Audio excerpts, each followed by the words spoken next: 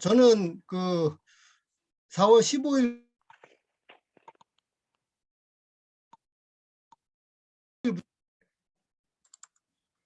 그래서 제가 그 인터넷에 그 해수부에서 발표한 그 데이터들을 가지고 항적을 다시 찍어봤거든요. 그랬더니 요 그림과 같이 그 나오고요. 그래서 지금 제가 번호를 임의로 매겨봤습니다. 그래서 보면 때가 이제 4월 15일 한 9시경에 출항을 했고요. 해수부에서 발표한 그 AIS 데이초 경부터 해서 그 데이터가 나옵니다. 그래서 크게 그 변침을 한 부분을 보면은 그래서 2번 같은 경우가 이제 8미도에서 우연으로 대변침을 하는데 그때가 9시 43분에서 45분 한 3분 정도에 코스가 한 40도를 돌아갑니다. 그때가 이제 220도에서 260도까지로 변경이 되고요. 이제 3번 같은 경우 이제 자월도에서 다시 좌연으로 변침합니다. 이 지금 변침 구간은 기존의 세월호가 다니는 그 항적도상에 나온 거라서 큰 그 문제는 없고 다 이런 식으로 해서 그 전에도 운항을 했기 때문에 그 사이에는 큰 이상은 없었어요. 그래갖고 4번 같은 데는 이제 태안에서 좌연 변심을 하고 근데 이제 특이하게 5번 같은 경우가 군산 앞바다인데 이때는 제가 알고 있기로는 저기 오토파일럿이하고 자동 운항을 한 걸로 알고 있거든요. 그때가 이제 새벽 1시 35분부터 2시 35분 사이 거의 1시간 정도를 하는데 이때가 좀 좌측으로 갔다 우측으로 갔다 하는 그런 쪽에 좀 특이 항적이 좀 발견이 됐고요. 그다음에 6번하고 7번하고는 다 그대로 평상시에 다니는 노선에서 그 변침을 하는 거고 8번에서 이제 사고가 났는데 요 5번 같은 경우를 좀 자세히 들여다봤더니 그 군산 앞바다에서 좀그 좌로 갔다가 우로 갔다 좌로 갔다 우로 갔다가 하는 이런 식의 그 항적이 나오더라고요. 지금 이거는 해수부에서 발표한 AIS 데이터를 가지고 다 구현을 했던 부분이고요.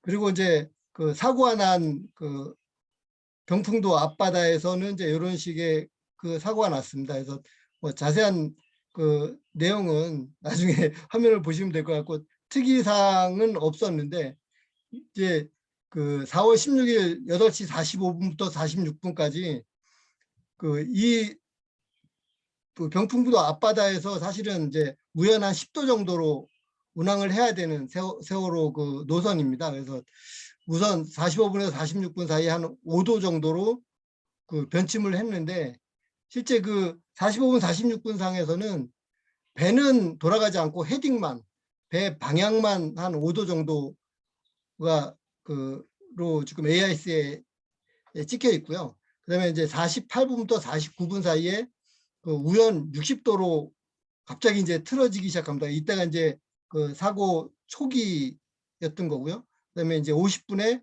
우연으로 76도가 돌아갑니다.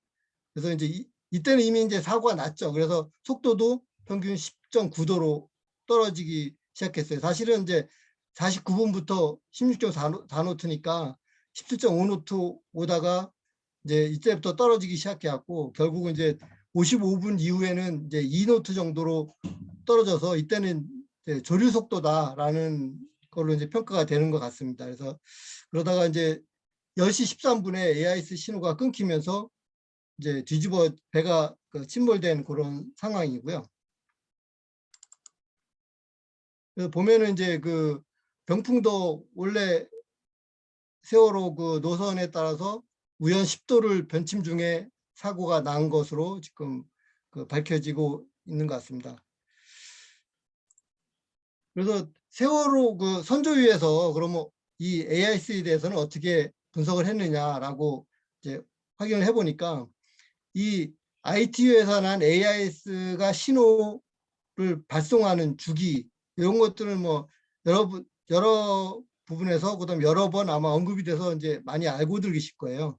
그래서 이제 정박 중에는 보통 3분마다 한 번씩 신호를 보내고 그다음에 그 14노트 이하에서는 10초마다 한 번씩 보내고 그다음에 14에서 23노트는 6초마다 보냅니다. 이제 세월호가 보통 19노트에서 21노트 사이로 운항을 했는데, 그러니까 보통이라면 6초마다 아마 신호를 보냈을 거고요.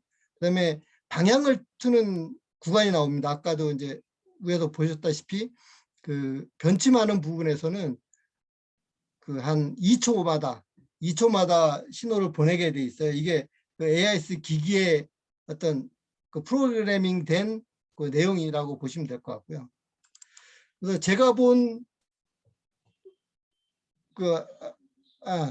저기 선주에서 본 그 부분을 갖다가 이제 이렇게 제가 좀 정리를 했습니다. 그래서 보면은 그 세월호에서 발신한 AIS 신호가 중복된 데이터 같은 걸 딱 제거를 하면은 7,337개 정도를 복원을 했고요. 그다음에 이제 쭉 보시면은 이런 부분들은 그 AIS에 그 여러 가지 오류가 생기고 하는 부분이 있습니다. 생성 시간이 잘못된 게 74회라든지 또는 이제 그 생성 시간이 1분 정도 늦게 됐다든지 뭐 이런 거는 세월호 항해 기록 장치를 테스트를 해보니까 거기서도 발생되는 걸로 봐서 이것은 AIS의 일반적인 오류로 판단했다는 게 선조이고요. 그다음에 그 8시 48분 44초부터 49분 13초까지 약 29초간의 누락 구간이 최종적으로도 누락 구간이 발생했어요. 이제 그 부분이 결정적일 거고 뭐 이런 모든 것을 봤을 때 전파 환경이 나쁘거나 많은 선박이 AS를 보내서 통신 용량을 초과하거나 뭐 또는 이제 데이터가 서로 충돌해서 간섭이 되거나 뭐 아니면 주변 선박이나 기지국에서 수신하지 못하는 경우가 있기 때문에 선조에서는 이제 그런 것들이 일반적인 오류다라고 결론을 냈어요. 그래서 선조의 결론을 보시면은 세월호의 AIS 로그 원문 데이터는 조작이나 편집이 없었고 세월호 AIS 항적은 신뢰할 수 있는 자료다라고 선조위에서 그 최종 결론을 내서 보고서에 실었습니다. 근데 실제로 그 아까도 제가 초반에 말씀드렸었는데 그 1월 6일 날 올해 1월 6일 날 123차 전원위원회가 열렸었어요. 그래서 그 내용은 그 세월호 그러니까 참사위 그 홈페이지 가면은 얼마든지 동영상을 보실 수 있는데 그 결론만 이제 그 제가 따왔습니다. 그래서 그 사참위에서 그 AIS 관련돼서 이제 보고서를 검증해 보니 그 아까 말씀드린 그 48분 44초에서 29분 13초까지 29초간이 누락이 됐는데 그거는 누락이 아니고 미발송 그러니까 기계에서 아예 발송을 하지 않았다라고 확인이 된다는 얘기였었고요. 그다음에 그 지금 해외 데이터라는 게 있습니다. 그 아니 메이드 스마트라는 회사하고 그다음에 불가리아라는 외부에서 나라에서 만든 그 받은 데이터가 있는데 그것들과 해수부에서 발표한 데이터가 좀 다르다. 거기에는 이제 페이로드를 이제 분석을 해보니까 위도, 아이디, 저장 시간, 호출부호, 선박명, 목적지 등이 좀 다르게 나왔다라고 그 분석을 했고요. 그래서 그 사참위에서는 이 부분을 국내에서 이런 전파기기를 관리하는 그 협회가 있습니다. 그래갖고 한국전파진흥협회 시험인증원이라는 데다가 그 세월호에 달린 기기하고 똑같은 그 기기를 가지고 테스트를 해달라, 검증을 해달라라고 요청을 했어요. 그래서 그 JHS-18이라는 그 기기인데 이게 한 국내에 한 190여 개 정도가 지금도 선박에서 사용하고 있는 걸로 그 확인이 됐다고 하고요. 그다음에 이게 이제 만든 지가 오래되다 보니까 단종이 돼갖고 신품은 안 나온답니다. 그래서 새로운 기계를 사면은 그 세월호 거하고는 상황이 다르기 때문에 그런 부분을 그 최대한 맞추기 위해서 그 중고로 구입해서 그 전파진흥원에서 협회에서 그 테스트를 했다고 하고요. 그래서 거기서 그 보고서를 받은 바로는 이제 같은 시간, 비슷한 시간에 그 테스트를 해야 되기 때문에 그 비슷한 시간 동안, 그러니까 14시 20분부터 15시 02분까지를 데이터를 이게 추출을 했답니다. 약간 707개의 동적 데이터를 뽑아봤는데 실제는 규정과 맞지 않는 동적 보고 주기나 이런 것도 이상이 없이 잘 됐고 슬롯 타임아웃의 그 이상 동작도 저기 규정에 맞게 동작을 했고 그다음에 정상 동작 중에 나타나는 AS 초기화 이상 증상도 없이 중간에 꺼지는 것도 없이 잘 됐다는 걸 확인했고요. 단지 이제 못했던 게 이 진흥원에서 자체적으로 테스트를 하다 보니까 실제 배에 싣고 운항 중에 해야 되면은 가장 좋은데 운항 중에 되면은 6초 간격으로 보고 주기가 되다가 변침을 하게 되면 2초마다 저기 신호를 발신해야 되는데 이 부분은 그 진흥원에서 자체적으로 하다 보니까는 그 변침 같은 걸 할 수가 없어서 2초로 바뀌는 현상은 테스트를 하지 못했다는 내용이었고요. 그래서 아직도 그 사참위에서는 그 정부 발표, 그러니까 해수부 발표죠. 그 AIS 데이터에 대한 부분이 아직 그 논란이 그 해소가 되지 않고 그 뭐 여러 가지 문제, 그다음에 그 해수부의 그 대전의 지콤스 그쪽에 서버 저장 지연도 없었는데 그런 부분도 아직 해결이 안 됐고 뭐 여러 가지 이제 상세한 내용은 그 동영상을 직접 보셔야 될 것 같습니다. 그리고 이런 부분들이 만약에 세월호에서만 나지 않고 다른 데서도 발생되면은 국제 기준하고 맞지 않으니 그런 것들에 대해서도 좀 아직 논란이 있는 부분이고요. 그래서 그 사참위에서도 아직 확실하게 결론을 못 내고 그날 그 이 조사 결과 발표하는 데에서도 전원위원회하고 조사위원들 간의 논쟁이 상당히 많이 되고 그런 부분들이 그 우리가 기존에 봐왔던 그 전원위원회하고 그 규명 이런 의혹 규명 쪽에 하고 많이 이제 이견이 생기는 걸 봤습니다. 그래서 그 결론을 결국 못 냈고 그래서 이런 부분들이 앞으로도 좀 이런 그 CCTV 세월호 DBR 수거 과정에 대한 것들을 더 해야 된다는 거가 나왔고 그다음에 이제 이때는 1월 달이었으니까요. 그다음에 CCTV 데이터 관련 조사 결과는 2월 중에 중간 보고를 그 할 예정 이 당시에는 예정이었는데 그 이후에 이제 그 보고를 한번 했었고요. 그다음에 AIS 그 데이터 관련해서는 그 기존 의혹이 좀 돼서 이제 그 기존 의혹을 풀어준 것들이 분석이 좀 잘못됐다. 그거를 이제 명문화해야 될 필요성이 있다는 부분하고 그다음에 전문기관을 통해서 그 자문을 받고 추가 검증하겠다라는 쪽에 그 전원위에서는 결정을 냈습니다.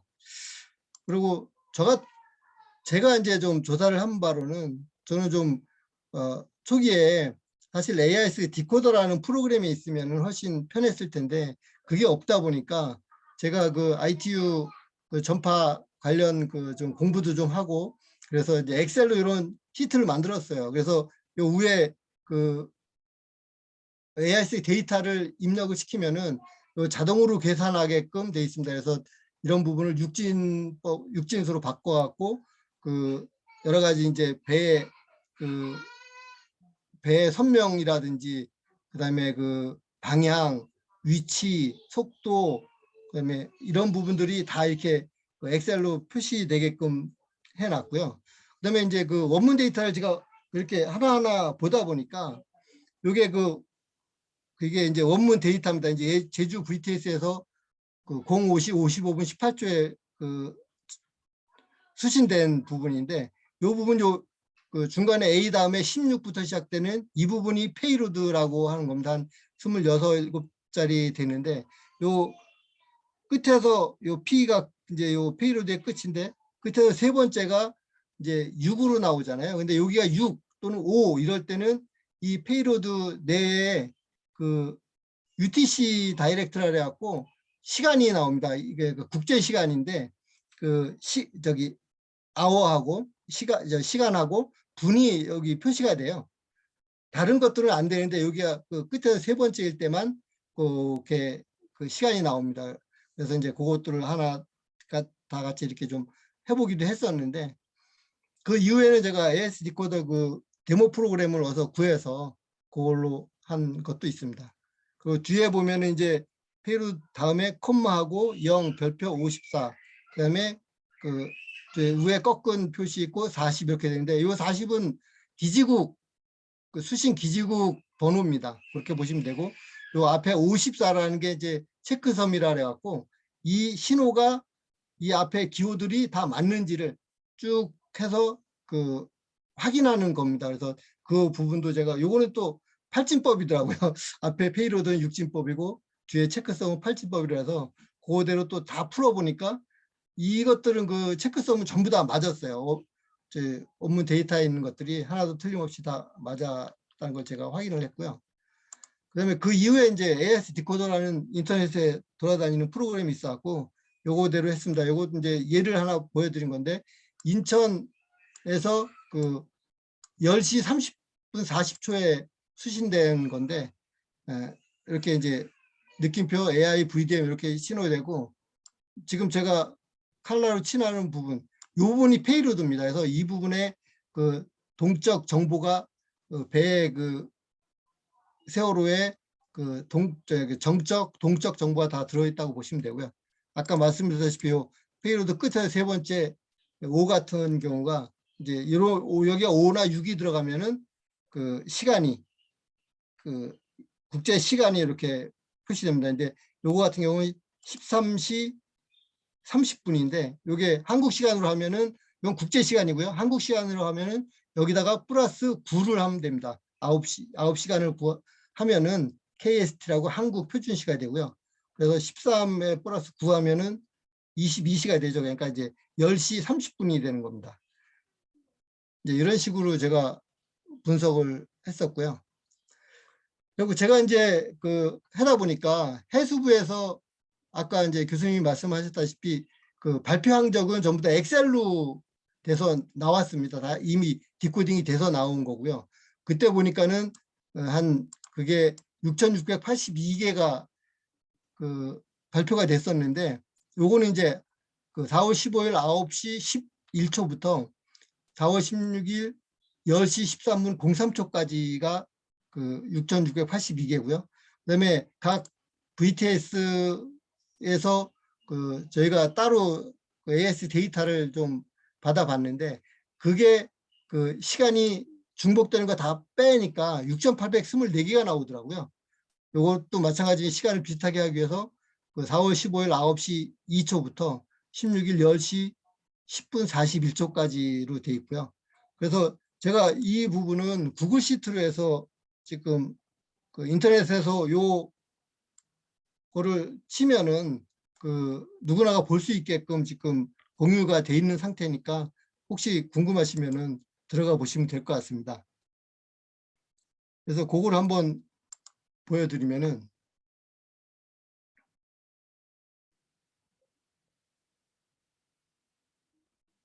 인터넷 속도 때문에 좀 시간이 걸리는 것 같습니다.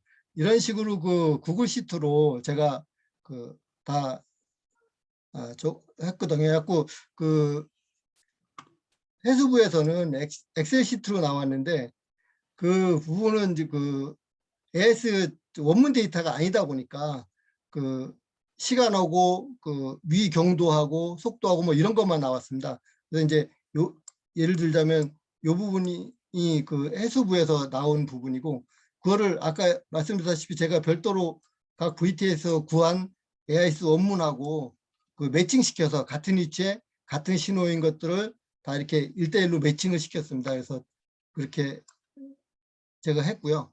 그다음에 이 배는 그 원문 데이터에 그 발신 시각이 표시가 됩니다. 그래서 이제 요 464번 줄 같은 경우는 이제 발신 시각은 02초인데 그 수신 시각은 그 9시 11초가 된 거예요.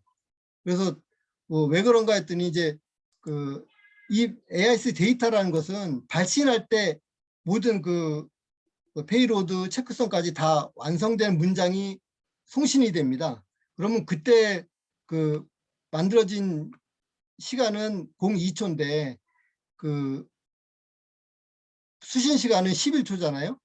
그러면은 이제 그거를 제가 또 이게 슬롯 번호라는 게 아까 이제 교수님도 잠깐 언급을 하셨는데 1분 동안에 1분이 한 프레임이고 그 한 프레임에 여러 배들의 신호를 다 그 송신 발신이 돼야 되는 부분이라서 그걸 2250개로 나눴습니다. 그걸 이제 슬롯이라고 하는데 그 슬롯 번호는 그 한 프레임마다 계속 반복이 돼요. 그러면 한 프레임은 1분이니까 1분마다 적이 되는데 거기 이제 슬롯 타임아웃이라는 번호가 또 찍힙니다. 그래서 만약에 이때가 3번이었으면은 그 0분 11초니까 01분 11초에는 2번이 돼요. 이렇게 2번이 돼갖고 그러니까 맨 처음에 7부터 시작해갖고 7, 6, 5, 4, 3, 2, 1, 0 하게 되면 이제 0이 되면은 다음 슬롯을 또 예약을 합니다. 이런 식으로 해서 계속 1분마다 반복되는 건데 이 그 슬롯 번호가 나와요. 이 슬롯 번호를 그 시간으로 초로 환산하면은 그 이 데이터가 갖고 있는 또 그 초가 됩니다. 그러면 이제 발신은 2초인데 그 슬롯 번호로 환산한 건 11초인 거예요. 그래서 좀 특이하다라고 했더니 수신 시간이 11초인 겁니다. 그래서 제가 이제 이런 규칙성이 좀 특이해서 원래는 발신 시간이 표시돼야 되는데 페이로드에 이 수신 시간에 맞춰서 슬롯 번호가 할당이 됐다는 게 너무 좀 특이해서 제가 이 부분을 좀 말씀을 드렸고요. 그래서 그 해수부에서 발표된 것과 그다음에 그 원문 항적, AIS 원문 항적이 있는 것들을 쭉 이제 보니까는 그 중에서 이제 발신 시각이 아까 얘기한 이제 끝에 페이로드 맨 끝에서 세 번째 자리가 5나 6일 때 그 발신 시각이 제가 말씀드린 나온다고 했잖아요. 그러니까 이런 식으로 되는 부분인데 그런 게 922개가 있습니다. 그러니까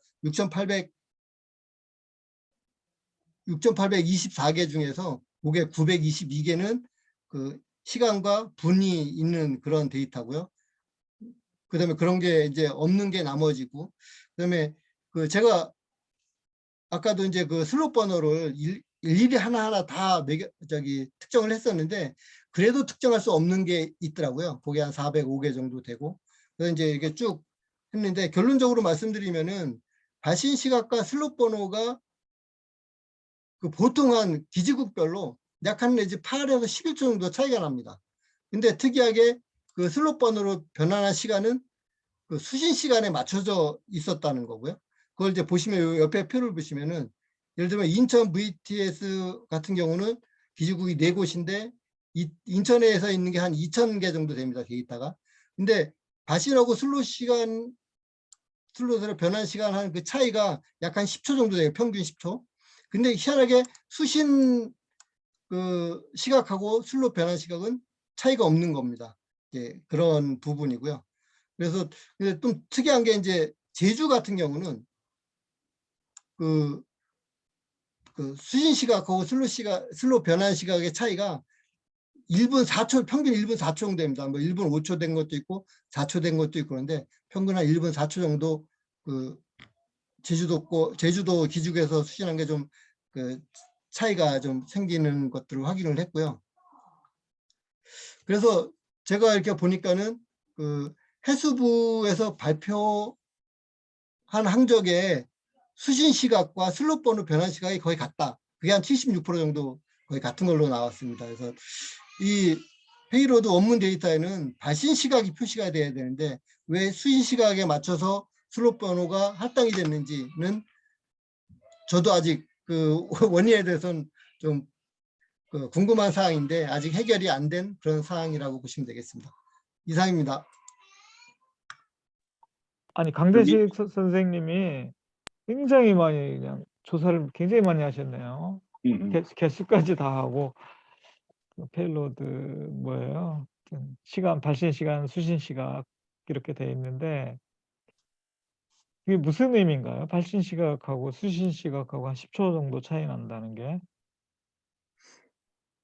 제가 그 공부한 바로는 제가 공부라고 표현을 하겠습니다. 죄송합니다.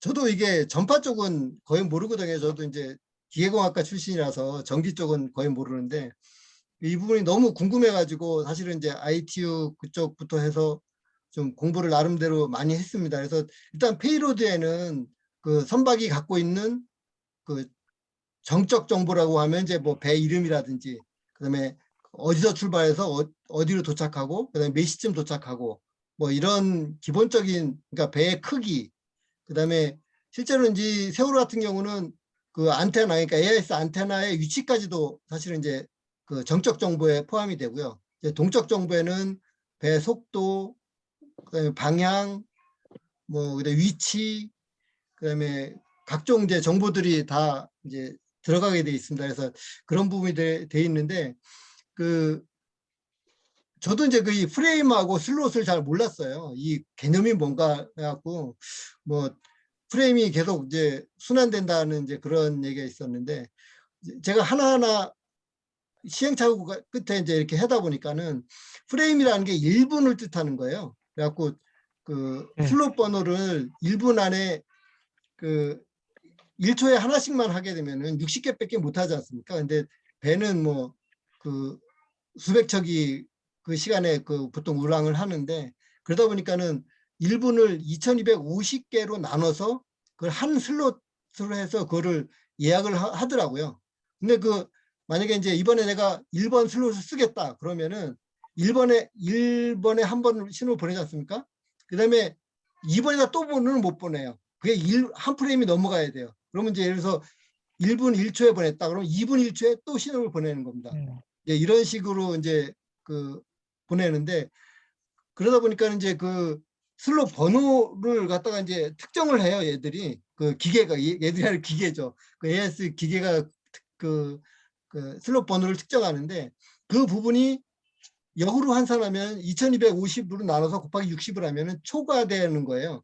그래서 이제 그걸 하다 보니까 원래 이제 아까도 말씀드렸다시피 7개 프레임가 순환이 되거든요. 그러니까 7분이 지나면은 새로운 프레임을 또 할당을 받아서 쓰는데 그러면 이제 맨 처음에 예를 들면 7번 했다 그러면 그 다음에 6번이 되고 1분 후에 그다음에 또 1분 후에는 5번이 되고 이런 식이에요. 근데 그게 기계라는 게 프로그래밍 된 거니까 규칙적으로 나와야 되지 않습니까? 근데 이걸 하다 보니까 제가 하다 보니까는 처음에 출항해서 9시부터 한 보통 2, 3시까지는 그게 어느 정도 규칙성 있게 가요. 그런데 이제 물론 그 송신을 해도 수신이 안 될 수는 있어요. 근데 그렇게 되면은 그 예를 들어서 5번에서 4번으로 넘어가는데 4번이 수신이 안 될 수 있으니까 그 1분 후에는 또 3번이 되고 이렇게 그 어느 정도 규칙성을 가지는데 이 사고 날 그 당시에는 그러니까 사고 나기 한두 시간 전부터는 그런 게 굉장히 많이 발생돼요. 이상한 신호들이. 그래서 이제 그 루틴을 안 따라가고 이상하게 되는 그런 부분인데 그래서 이제 그 슬롯하고 프레임이 이제 그런 연관성을 갖고 있다 보니까 그걸 하나하나 슬롯 번호만 특정하면은 그 시간을 제가 특정을 할 수가 있는 부분이에요. 그러다 보니까 이제 예를 들어서 45분에 6번을 썼다.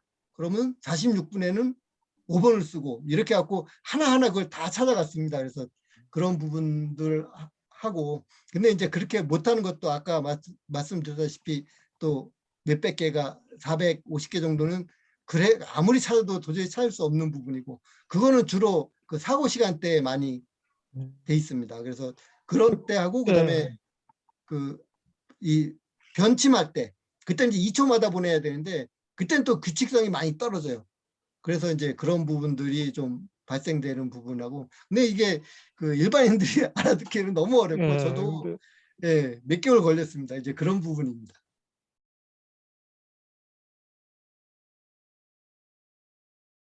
잠깐 지금 한 거에 대해서 잠깐 조금만 한번 말씀을 드려도 될까요? 예, 예.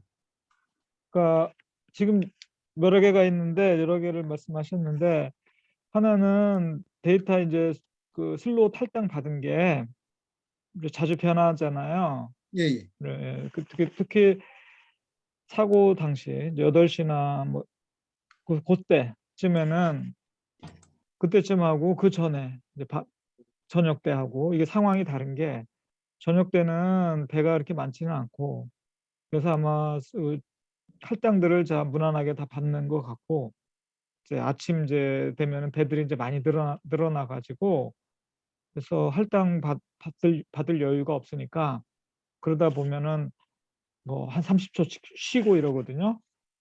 예, 예, 그러니까 맞습니다. 그래서 아마 그때쯤 아침에는 더 배들이 많으니까 그래서 이제 뭐 좀 더 복잡해지는 것 같고 그 다음에 이제 제가 이제 뭐야 수신 시간하고 발신 시간 이렇게 말씀을 하시는데 하나는 수신 시간하고 송신 시간이라는 게 그때 이제 그렇게 얘기를 했잖아요. 그러니까 송신 시간하고 발신 시간하고 같은 건가요? 지금 이 AIC 데이터로만 보면은 음. 그게 이제 저는 같다고 봤는데 그걸 뭐 어떻게 보통 정확하게 이제 구분하기는 그렇고 근데 저는 보통 이제 일단 송신 시간하고 수신 시간은 그렇게 구별을 했었어요. 그러니까 송신 시간은 AIS가 이제 발신되는 시간, 근데 그 절대 시간으로 하여튼 따지면은. 근데 수신 시간은 원래는 동일하죠. 송신 시간이나 수신 시간이나 동일해야 되는데, 근데 이제 수신 시간은 그 수신기에 설정된 시간, 그거는 이제 실제 시간하고 좀 다를 수가 있거든요. 그래서 이제 그 차이. 그 수신 시간으로 할 경우에는 수신기에 기록된 시간, 절대 시간이 아니고 그러다 보면 이게 이제 오차가 있고 어떤 때는 1분씩 차이도 나고 어떤 때는 10초 차이 나고 어떤 때는 1, 2초 차이 나고 그래서 이제 기지국마다 다 다르다. 근데 또 송신 시간이라고 하는 게 두 가지가 있어요. 하나는 데이터 생성 시간이 있고 그러니까 데이터를 생성을 했는데 자기가 슬롯을 할당이 맞추다 보면은 늦게 보낸단 말이에요. 실제로 데이터는 만들어졌는데 슬롯 자기가 받은 슬롯하고 이게 맞지를 않으니까 좀 기다렸다가 그 시간에 맞춰서 보낸다. 그래서 데이터 생성 시간하고 또 송신 시간하고 이렇게 또 다를 수도 있다. 그런데 지금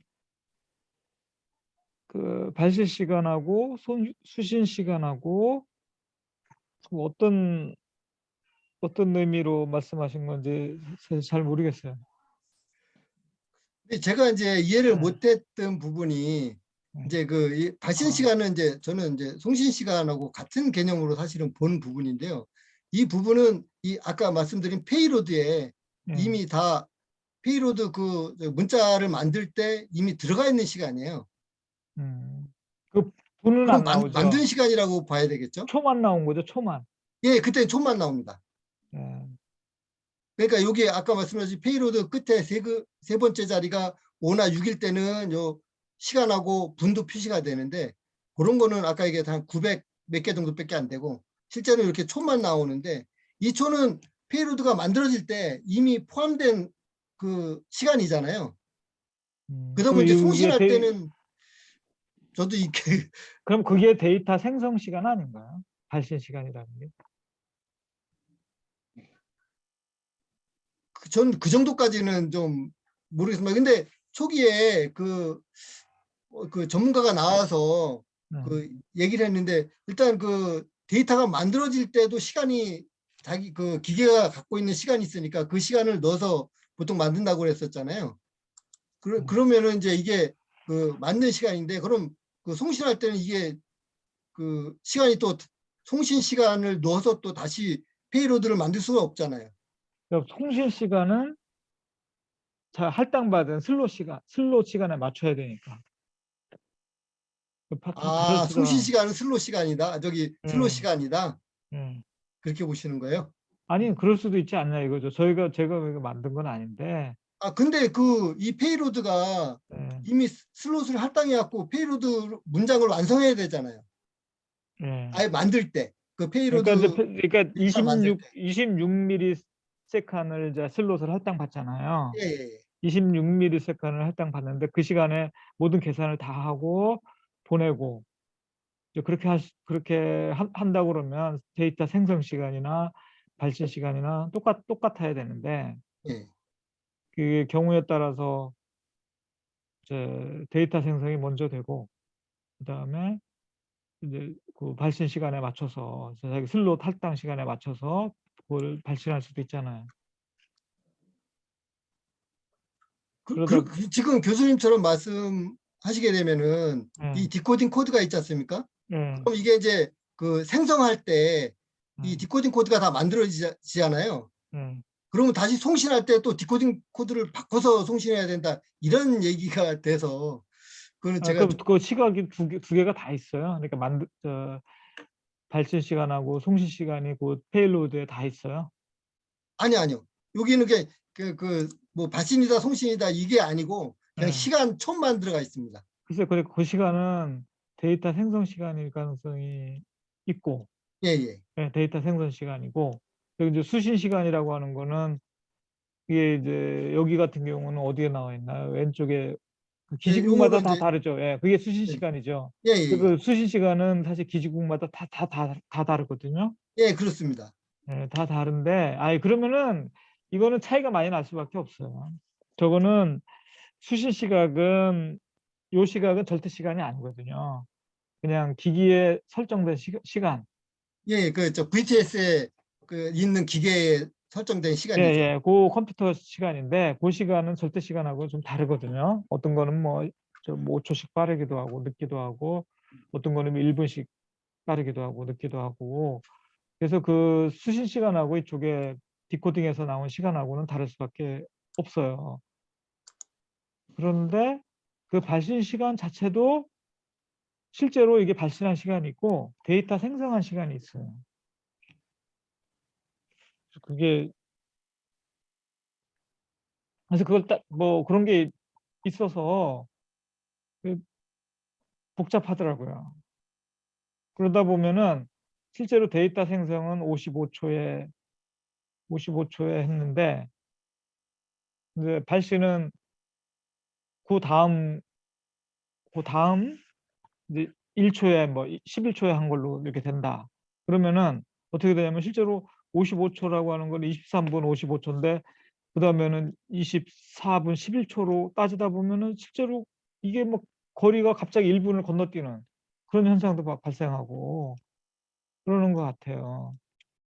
그래서 여러 가지 좀 이상한 현상들이 많이 발생할 수가 있는데 그게 한편으로는 우리가 너무 깊이 들어가서 너무 깊이 들어가서 그런 거 아닌가? 우리가 이거 뭐 이것까지 다 알아야 되는 건지 만약에 누가 데이터를 조작한다면 이런 것까지 아는 사람들이 뭐 이런 것까지 아는 사람들이 또 그런 사람들 찾을 수도 없고 그런 사람들이 뭐 그 아는 사람들 이런 거 조작하는데 참여할 리도 없고 그래서 일단은 뭐 조작이 아니라는 걸 전제로 하고 그냥 원래 이렇게 나온다 그러면은 나름대로 거기에는 어떤 이 기기 자체에 어떤 뭐 그런 문제점들이 있지 않을까 그 자체로 뭔가 설명할 수 있는 거 아닌가 그런 생각도 들어요. 근데 억지로 이거를 막 모든 걸 하다 보면 이상한 게 너무 많고 아 그러니까 조작이 아니냐 이런 얘기도 나오고 그러는데 누가 이런 것까지 다 알아서 조작을 하겠어요. 그리고 이런 거 알면 이렇게 허술하게 뭐야 또 아유 저 난 상상이 안 가요. 이런 거를 다 이해를 하고 이런 걸 조작한다는 게 이해가 안 가요. 그, 네, 저도 질문이 좀 예, 있는데요. 예.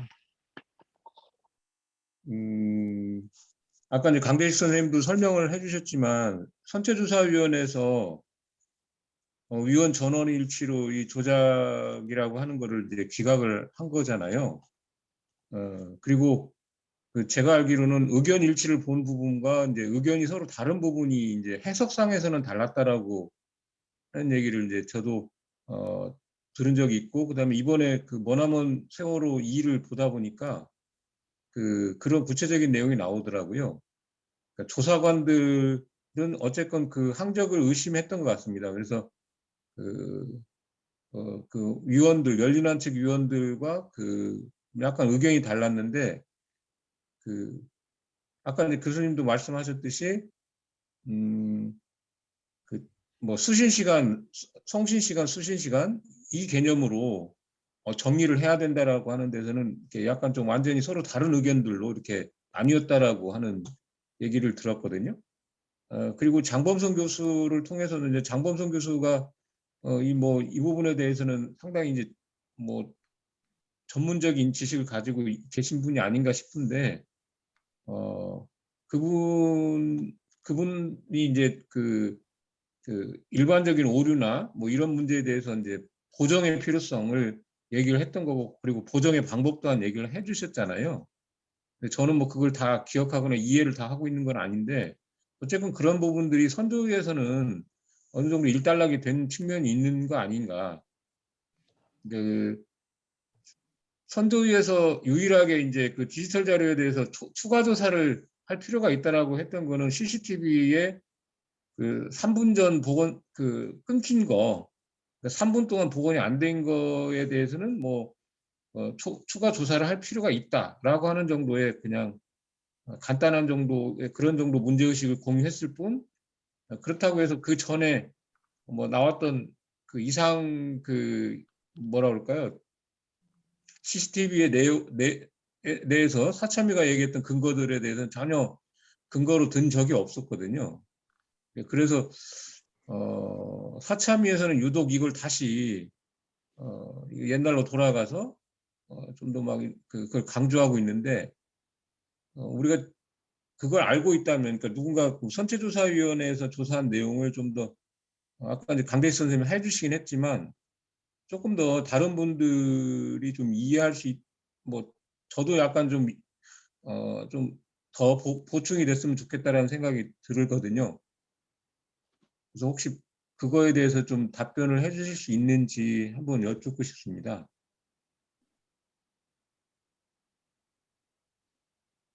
그리고 한 가지 더 말씀을 드리고 싶은 게, 이건 제 의견인데요. 우리가 조작이라고 하면은 굉장히 이제 그 심각한 문제인데, 그 심각한 문제인 만큼 그 의도와 목적이 명확해야 되거든요. 그만큼의 어떤 범죄 행위를 저지를 만큼의 그 이유가 분명히 있고, 그리고 그 이유에 해당하는 어떤 데이터들의 문제점이 확인이 돼야 되는데, CCTV도 그렇고 전반적인 일반적인 전체적인 상황에서 발생되는 그 뭐 자질구레한 문제들 하나하나 굉장히 이제 뭐라 그럴까요? 그걸 그 시간대에 무언가를 어떤 목적으로 조작을 했을 것이다라고 하는 어떤 이런 어떤 뭐라 그럴까요? 근거가 제시될 수 없는, 그러니까 어떤 타당성이 없는 그런 근거들까지 막 들어서 조금이라도 이상이 있으면 무조건 이제 증거 조작으로 몰아간 어떤 이런 측면이 있지 않냐라고 하는 거. 네, 이런 부분에 대해서 좀 저는 의견을 좀 얘기하고 싶습니다.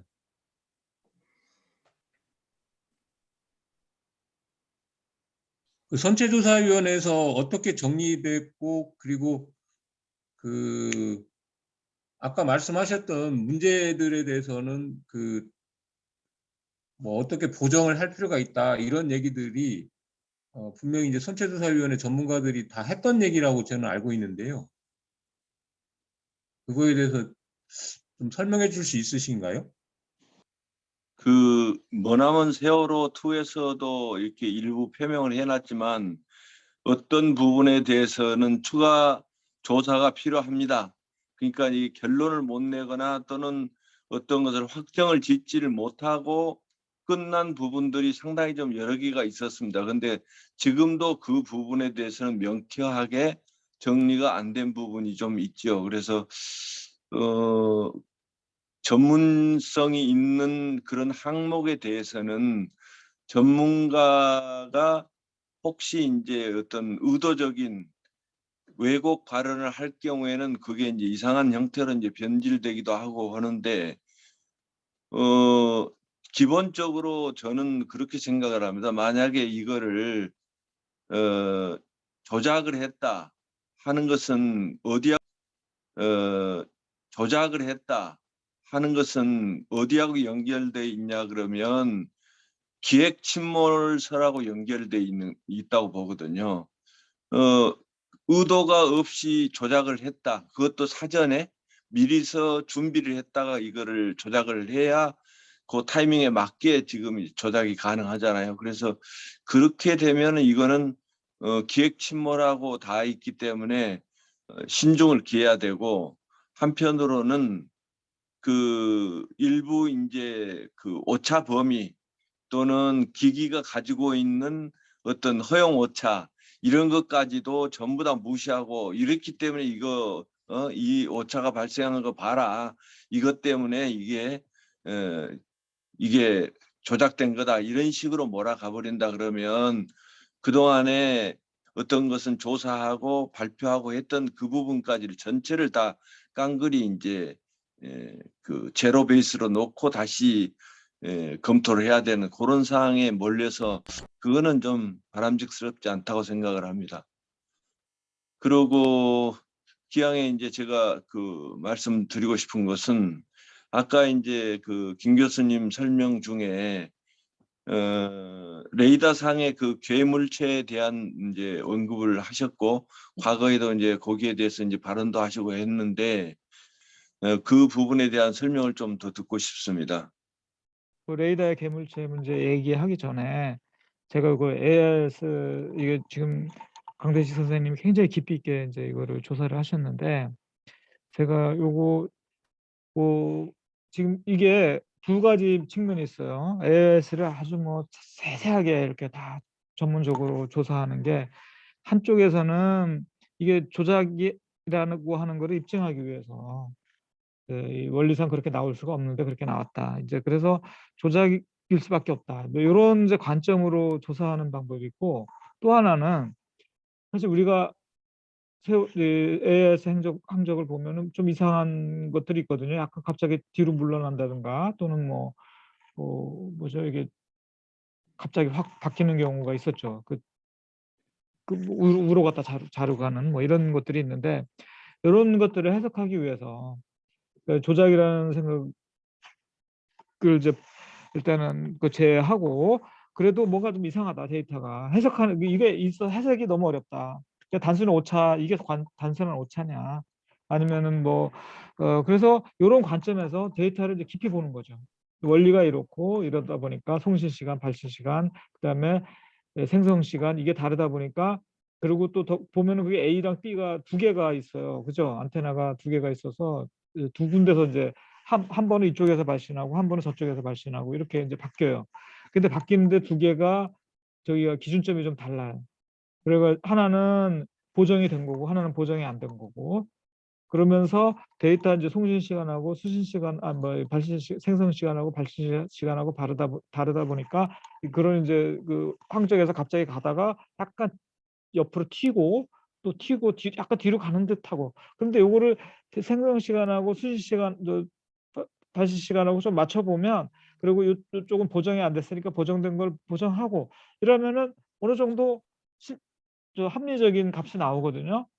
그래서 이제 이런 관점으로 사실 이제 장범선 교수가 이제 그런 관점으로 접근을 하고, 그러면서 오히려 그 세월호 항적, 이상한 항적 부분들을 똑바로 해석을 하면서, 그러면서 세월호에 대한 그 움직임에 대해서 더 많은 이해를 하고, 그래서 이런 방법, 그런 측면이 있거든요. 그래서 강대식 선생님이 이제 그 조사하신 것도 사실 세월호 항적에서 좀 이상한 부분들을 해석하는데 그게 도움이 될 수 있을 거다, 그렇게 생각을 해요. 그리고 이제 개인적으로는 그런 거를 자꾸 뭐 이상한 부분이 있다는 걸 조작으로 가면서 뭐 그것이 오히려 AIS를 해석을 못하게 만드는 이제 그런 면이 있어서 있다는 거고, 아까 이제 레이더 이제 말씀하셨는데, 사실 이게 좀 제가 처음에 이 레이더를 굉장히 많이 했어요.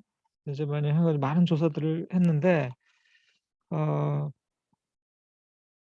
이게 이제 크기 문제는 이게 좀 이제 간단치 않은데, 이 레이더라고 하는 게 폭이 한 30m 정도씩 하든, 아니 100, 이게 이렇게 각기 퍼져나가거든요. 처음에는 뭐 10분, 이게 이제 각도가 1도도 아니고 1도를 60분으로 나누고 뭐 할 때 하여튼 상당히 이제 작은 각도로 나가는데 거기쯤 가면 100몇 미터가 돼요. 레이더 이게 전파 폭이 한 100m, 150m씩 돼요. 그게 그쪽 11km 떨어져 있어가지고 그러니까 그게 점이 거기 있다. 그래도 레이더 상에 위치할 때는 폭이 100m로 나와요. 그러니까 실제로 컨테이너가 하나가 있는데 그게 실제로는 폭이 100m로 나올 수도 있거든요. 그래서 이제 이게 폭으로 따지는 거는 그렇게 간단치는 않아요. 그다음에 이제 그래서 이제 갑자기 사라지는 문제, 요런 게 이제 심각하고 그리고 물론 이제 컨테이너 실험을 하긴 했는데 그건 줄에 묶어서 쭉 했단 말이죠. 근데 그게 실제로 보면은 그 세기라든가 이런 게 전파에 반사되는 세기라든가 이런 거가 제대로 조사는 안 된 것 같아요. 당시 그 실험할 때. 근데 그리고 세월호 당시 괴물체가 나타났는데 그거는 세월호 뒤편에서 나타났는데 거기는 물보라가 굉장히 심했거든요. 심할 수밖에 없거든요. 근데 물보라가 심하면 컨테이너는 일반적으로 물을 뒤집어 쓰면 훨씬 약해져요. 그래서 근데 그런 실험까지는 안 했거든요. 그때 당시에. 그래서 여러 가지로 의심되고 그 괴물체가 그 처음에 굉장히 강하게 나온 거는 물보라 속에서도 그렇게 강하게 나온다는 거는 좀 이해하기가 어렵고 그다음에 갑자기 없어졌다는 거 있잖아요. 어떻게 그렇게 갑자기 없어질 수가 있는지. 네, 그래서 이제 그쪽 사람들은 그게 음영구역이다. 뭐 레이더가 거기 배에 가려가지고 세월호에 가려가지고 보이지 않는 쪽으로 레이더가 컨테이너가 숨었다 이렇게 얘기를 하는데 그거는 이제 안 해요. 분명히 그 음영구역에 가려지지는 않았습니다. 그 레이더를 해석을 잘못한 거예요. 그래서 확실히 그 의심스럽습니다. 그리고 이제 뭐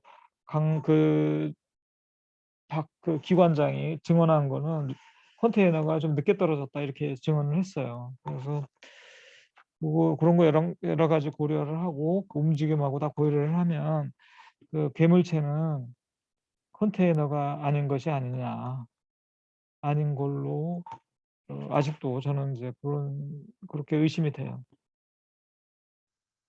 이 사참위가 이 문제에 이제 주력하다 보니까 특검이라고 하는 굉장히 가장 중요한 수단을 어떻게 보면 날려먹은 듯한 그런 거였잖아요. 뭐 돌이킬 수 없는 그런 상황이 돼버렸는데 그러니까 교수님은 이제 사참위에 대해서 정확히 내막을 매번 들여다보시는 건 아니잖아요. 근데 저는 뭐그 간담회도 가고 지금도 제 앞에 그 지난번 간담회 때 받았던 자료가 있습니다. 그 설명 자료가 있는데 그 내용에 보면은 이 AI 데이터에 대해서 아무튼 이상 현상이 다수 존재한다라는 사실을 확인하였다라고 하면서 과학적 원인 조사의 핵심 데이터로 활용하기 어렵다라는 판단이다. 이렇게 이제 정리를 하고 있거든요. 그러다 보니까 저희가 이런 어떤 그 강연을 하게 되는 이유인데 이렇다고 해서 이제 한다고 해서 바뀔 것 같지 않은 그런 어떤 약간 무력감 같은 게 사실은 좀 있습니다. 이게 왜 그럴까라는 걸 생각해 보면 지난 7년, 8년 동안 단추를 잘못 끼워오다 보니까 이거를 되돌이킬 수가 없는 그런 지금 상황이 돼버린 거 아닌가라는 그런 상황입니다. 아까 제가 말씀드렸지만 그 선제조사위원회에서 조사관들과 열린한 측 그 위원들 사이에 의견 대립이 있었다고 말씀드렸잖아요. 수신 시간으로 혹은 송신 시간으로 그 정리를 해야 된다라고 하는 의견 대립이 명확했다고 하더라고요. 그래서 그리고 그거는 그만큼 조사관들이 조작에 대한 확신을 명확히 갖고 있고 이상한 어떤 항적으로 구현되는 문제를 바로 그렇기 때문에 조작이다 이렇게 이제 그 바라보고 싶었던 거기 때문에 그런 합리적인 그 일반적인 오류로서의 어떤 가능한 거다라고 하는 것 이런 것들이 위원들이 그런 걸 정리함에도 불구하고 적극적으로 뭐 사실 진상규명을 참여했던 조사관들은 그걸 인정하지 않았던 것 같은 그런 좀 저는 개인적으로 그런 느낌을 좀 많이 받았거든요. 그리고 지금 사참위에서도 마찬가지로 그런 상황이 재현된 거 아닌가. 뭐 관련된 전문가들이 사실상 전무하잖아요. 위원들도 전혀 없고 지금 없거든요. 예. 그러니까 문제 있는 위원들은 뭘 몰라서도 문제지만 정말 아는 사람이 없다라는 것이 문제예요. 그래서 선체조사위원회에서 거뒀던 성과가 자칫 잘못하면 후퇴하지도 않을까라고 하는 어떤 이런 안타까움이 있고요. 근데 역으로 또 보면 뭐 반대로 뭐 외부 충돌 가능성에 대해서는 그런 의지들은 계속 표명은 하고 있어요. 내부적으로 보면 조사관들이. 근데 어쨌건 그럼에도 불구하고 이런 증거들 확실히 더 확실하게 보강하고 확실히 할 수 있는 그런 객관적인 증거 디지털 자료들을 그렇게 활용하지 못하고 있다라는 상황인 것이 아니냐라는 생각이 들고요. 네, 개인적인 의견이었고요. 한 가지 그 강대희 선생님한테 여쭙고 싶은 게 하나 생겼습니다. 뭐냐면 옛날 자로가 했던 방법이었던 것 같은데요. 그 데이터가 이게 일반적인 오류인지 아니면은 조작인지를 우리 일반인들이 확인할 수 있는 거는 결국 교차 검증하는 방법이지 않습니까? 세월호에 관련돼서 예를 들어서 이전에 있었던 항적과 그 당일의 항적을 비교하고 그리고 이제 다른 선박들과의 항적을 비교해서 그 기기를 사용하는 다른 선박과 그거를 비교해서 그것이 뭐 의심스럽다 아니면 그날만 그랬다 아니면 다른 날도 그랬다 다른 선박도 그랬다 이런 결론이 난다면 그 문제는 해결이 될 것 같은데요. 혹시 그런 방법에 대해서 해보신 적 있으신가요? 아, 저도 뭐 그렇게까지는 못 해봤는데 사실 이번에 그 전파진흥원에서 그러니까 사참위에서 요청해갖고 전파진흥협회인가요? 진흥원인가 그쪽에서 그 한 것은 그래서 이제 그 별도의 그 AIS 기기가 아닌 세월호에 달렸던 거 똑같은 그러니까 그 옛날에 만들어진 그걸 중고로 구해서 해야 된다라는 요청 때문에 그거를 했다고 그래요. 그래서 아까 이제 제가 그 화면으로 보여드렸던 것듯이 거기에서는 그런 게 하나도 없었답니다. 그런 이상 데이터라든지 이런 것도 없었고 그 송신 주기도 일정했고 어쩌면 뭐 기계라는 게 프로그래밍 돼서 만들어지는 거라서 그 프로그래밍에 의해서 자동으로 그 송신되고 하는 그런 부분이라서 그 규칙에 의해서 될 건데요. 단지 이제 못 해봤다는 게그 진흥원 내에서 하다 보니까 배에 달았으면 이제 배에서 선회도 하고 하면은 이제 그 속도에 따라서 이제 보통 2초마다 그 신호를 이제 송신해야 되는데 그 부분은 못 해봤다는 게 이제 좀 아쉬움으로 남았는데 다른 것들은 다 정상적으로 됐다는 거 하고요. 그 세월호에 달렸던 그 똑같은 기기가 지금 국내 한 195개, 190여 개 정도가 운영 중이라고 합니다. 근데 그거에 대해서는 못 받아봤고 선조위 때인가요? 그때 이미 그 새누리호에서 했는데 그 당시에도 그렇게 누락되는 데이터가 생기고 뭐 이제 좀 여러 가지 그 좀 데이터들이 신뢰성이 떨어져서 그래서 선조에서는 그냥 일반적인 AIS 기기의 오류다라고 결론을 냈던 것 같습니다. 참 아까 전파진흥원하고 근데 전파진흥원이 아니고 보니까 전파연구원이더라고요. 예. 예, 그 전파연구원인데 전파연구원에서 하는 일이 뭐냐면 전자기기의 적합성 평가, 그다음에 전기파 흡수율, 하여튼 전파 특성 분석 연구 이런 거 하는데요. 이 사람들이 AIS 무슨 만드는 데도 아니고 AIS 그 항해 이런 거 표준 만드는 데도 아니고 정말 AIS 기계랑 아무 관계 허가는 내줄 수 있겠죠. 근데 이런 거를 전문가라고 나는 지금 요 사참이나 사실 그 전에 이제 다른 데도 그래요. 그런 사람들이 자기네들 주장할 때 말도 안 되는 주장할 때 전문가를 들먹거려요. 근데 지금 여기도 뭐 AIS 하는데 전문가 하참위에서 전문가라고 하는 게 전파연구원인데 전파연구원 사람들이 뭘 알겠어요. 거기 그냥 일반 상식적인 수준에서 뭐를 하고 그러고 그러는데 정말 전파연구원 사람들이 이 AIS 이거를 판정할 수 있을까요? 그 사람들이 AIS 만든 사람들도 아닌데.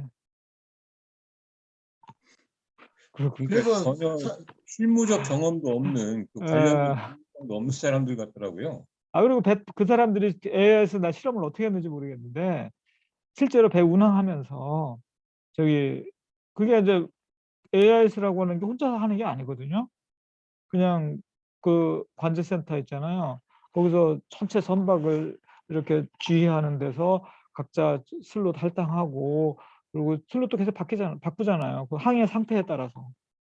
이게 상호 사롱을 작용하는 건데 그리고 AIS 기계 하나만 달랑 가지고 뭘 검사하겠다는 건지 저는 정말 이해도 안 가는데 그거를 또 사참위가 그거를 받아들여 가지고 페일로드 뭐 그러면서 뭐 하면서 마치 무슨 조작이 있는 것처럼 그런 얘기를 하는데 그 말로 조작하는 것도 쉽지도 않고 근데 그리고 과연 전파연구원이 정말 그런 걸 판정할 수 있는 데인지 정말 의심스럽습니다. 근데 사참위에서 이제 그쪽에 그 검증을 요청할 때 이제 예, 우리나라에서 쓰이는 그 이제 전파 기기들 있지 않습니까? 이제 AIS 예. 기기나 이런 것들을 그 검증해주고 아니 검증이 아니라 그 허가해주고 그 허가 또 이제 기준이 있겠죠. 그다음에 이제 국제적인 그 기구가 있는데 거기 한국 지부가 그쪽이다 보니까 거기서 이제 그런 검증을 요청한 것 같습니다. 근데 아까 이제 교수님 말씀하셨다시피 딸랑 기계 하나 갖고 하면 오류가 없겠죠. 근데 실제 배에다가 달고 실제 이제 현장 가서 띄워봐야 이제 아까도 이제 교수님 말씀하셨다시피 그 수랑시에 그러니까 4월 15일 그때는 이제 그 페이로드 그 분석해 보니까 그 리시브드 스테이션 해가지고 몇 개 그러니까 스테이션이라는 게 이제 배 하나마다 보통 기계 하나니까 그럼 배 하나라 할 건데 그때는 한 130에서 140척 정도 돼요. 근데 실제 이제 4월 16일 그 사고 당시에 가면은 보통 한 600척 내지 700척의 배들에서 신호가 왔다 갔다 합니다. 이제 그러다 보니까 이제 오류도 많이 생길 거고 이제 그런데 그러면 이제 진흥원에서 한 30초씩 거는 이제 대수가 적으면은 아무래도 그런 오류가 좀 적어질 수밖에 없겠죠. 그렇죠. 그 운항 중에는 훨씬 많은 신호들이 왔다 갔다 하는데 그 훨씬 많은 그런 AIS 신호들이 생성이 되는데 그리고 때로는 뭐 누락 구간도 주는 거잖아요. 그쪽에서. 예, 그리고 또 어떤 경우에는 이제 변침을 하게 되면 2초마다 한 번씩 해줘야 되고 어떤 경우 그러다 보면 이게 막 정말 막 정신없이 이게 막 움직이게 되는데 그런 것들이 전혀 고려가 안 된 것 같아요. 안 했을 거예요. 그리고 또 잘 모를 거 아니에요. 전파연구원 사람들이 뭘 알겠어요. 그래서 제가 생각하기에는 교수님 말씀도 그렇고 들어보니까 전파연구원에다 맡긴 이유가 일종의 하나의 이 기기의 어떤 문제점이 있고 이 기기가 실제로 사용되고 있는 실태 그리고 이런 문제들이 나올 수 있는 어떤 뭐 심각성의 문제들 이런 것들이 있지 않냐 그러면서 이거를 뭐 전에는 이제 사실은 전혀 다른 맥락이었죠. 그러니까 사실은 이건 조작이다. 뭔가를 숨기기 위한 은폐 목적의 조작이었다라고 하는 식으로 조사를 해왔지만 그거는 뭐 규명하기 어렵고 뭐 하다 보니 사실은 이제 이런 실태 자체가 좀 뭔가 이상한 것들이 계속 발생하고 그다음에 저장이 안 되고 이런 것들의 어떤 이유를 밝힐 수 없었다. 이 규명 과제로 남기고 추후 한계와 개선 사항 등으로 정리할 예정이다. 이건 조작이라는 관점과는 좀 거리가 좀 있는 것 같습니다. 네. 근데 문제는 이제 이렇게 이제 자기 기본 기조를 이제 바꾸면서 중요한 거는 아까 얘기 드렸던 항적을 객관적인 하나의 그 자료로서 과학적 원인 조사의 핵심 데이터로 활용할 수는 못하겠다. 활용할 수는 없다. 이렇게 지금 그 생각하고 있는 게 아닌가라는 생각이. 야, 정말로 그렇게 하고 그러면서 이 AIS를 활용할 수 없다. 이런 식으로 나가면 정말 큰 범죄를 저지르는 거예요. 사참위가. 그러니까, 야, 되게 그러니까요. 안타깝네요.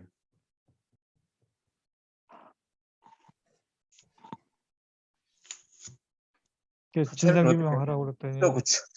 예, 진상규명하라고 그랬더니 증거만 없애버리고. 네.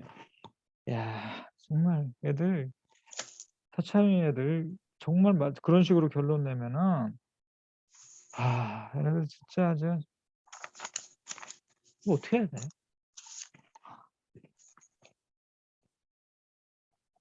근데 그 제가 1월 6일 그 전원위원회 그를 좀 자세히 좀 들어보다 보니까 사실 이제 그쪽에 맡긴 이유가 이제 이런 기계, 그러니까 그 과학적으로 좀 정확하게 판단하기 어려운 이런 데이터들이 나오는 기계를 계속 허가를 해줘서 쓸 수 있느냐, 그런 차원에서 이제 맨 처음에 이제 접근을 한 것 같은데, 그러다 보니까 이제 그쪽 전파진흥원에서 그 중고 기계 똑같은 거 사서 실제 해보니까는 이상 없이 신호도 제대로 가고 그 룰에 따라서 송신되는 걸 보면서 이 기계는 이상이 없다 라는 쪽으로 결론을 내서 이제 그 기계에 대한 허가 문제라든지 뭐 이런 부분들을 그 저기 이상 없다는 식으로 이제 내는 그런 차원에서 그 부분이 됐던 것 같고요. 그러니까 그래요?